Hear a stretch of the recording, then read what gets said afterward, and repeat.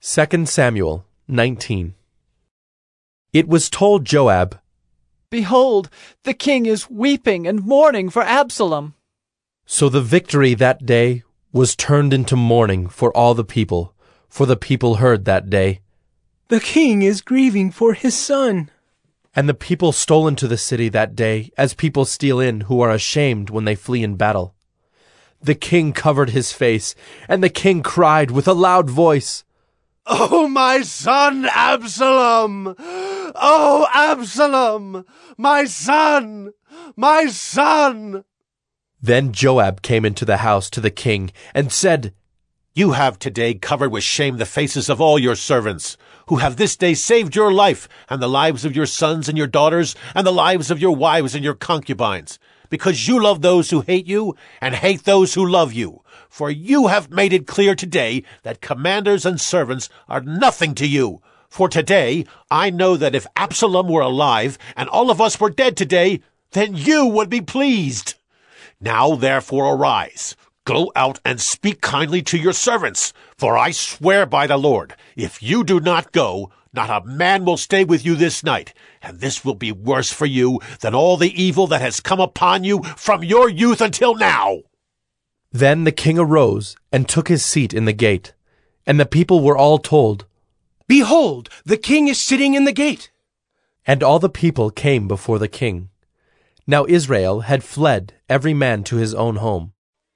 And all the people were arguing throughout all the tribes of Israel, saying, "The king delivered us from the hand of our enemies, and saved us from the hand of the Philistines.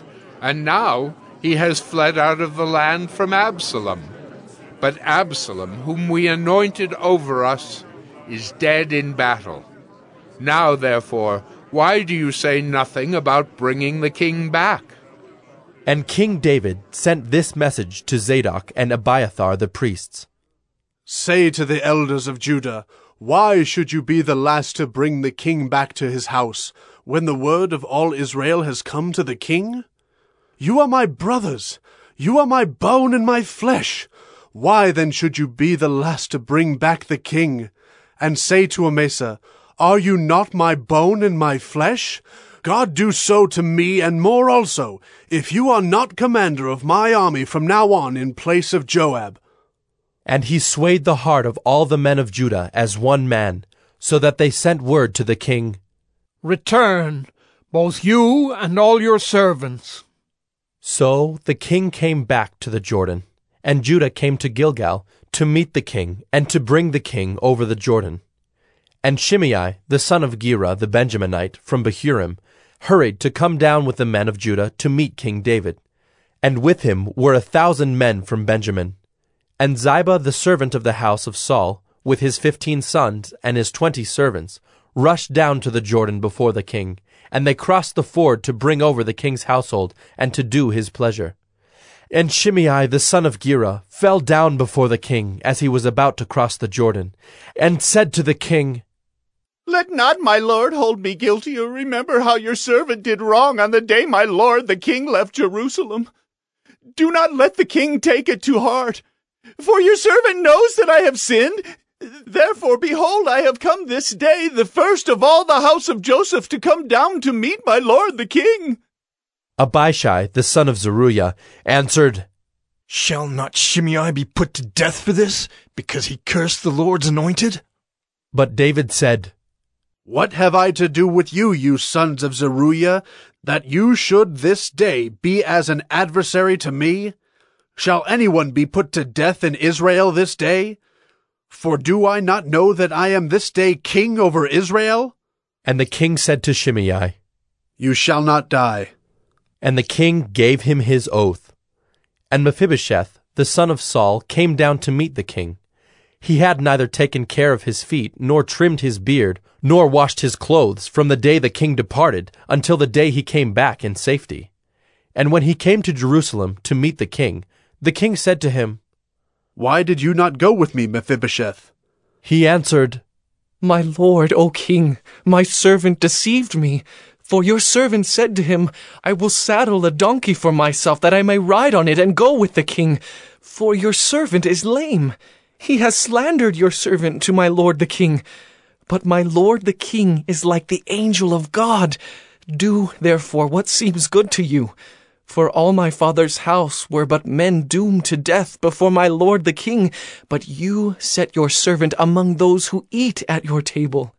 What further right have I than to cry to the king?" And the king said to him, "Why speak any more of your affairs? I have decided. You and Ziba shall divide the land."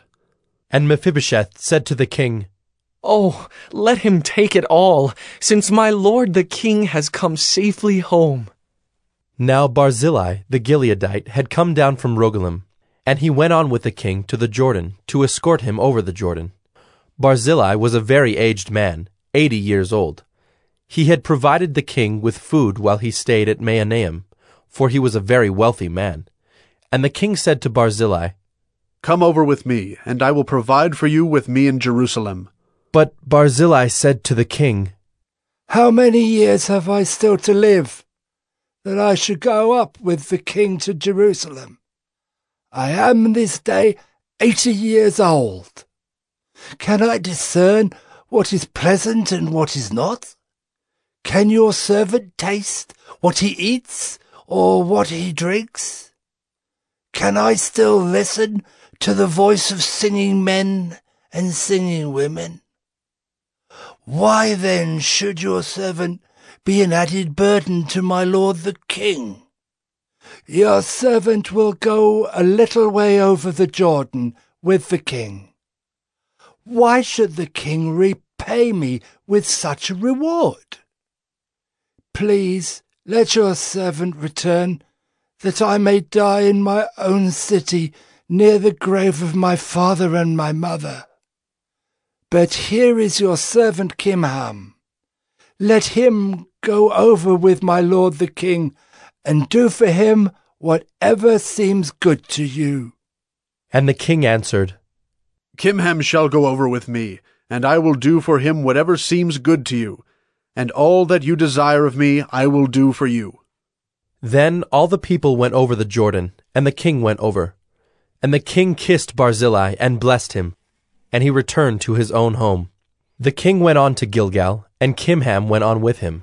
All the people of Judah, and also half the people of Israel, brought the king on his way. Then all the men of Israel came to the king, and said to the king, "Why have our brothers the men of Judah stolen you away, and brought the king and his household over the Jordan, and all David's men with him?" All the men of Judah answered the men of Israel, "Because the king is our close relative. Why then are you angry over this matter? Have we eaten at all at the king's expense, or has he given us any gift?" And the men of Israel answered the men of Judah, "We have 10 shares in the king, and in David also we have more than you. Why then did you despise us? Were we not the first to speak of bringing back our king?" But the words of the men of Judah were fiercer than the words of the men of Israel.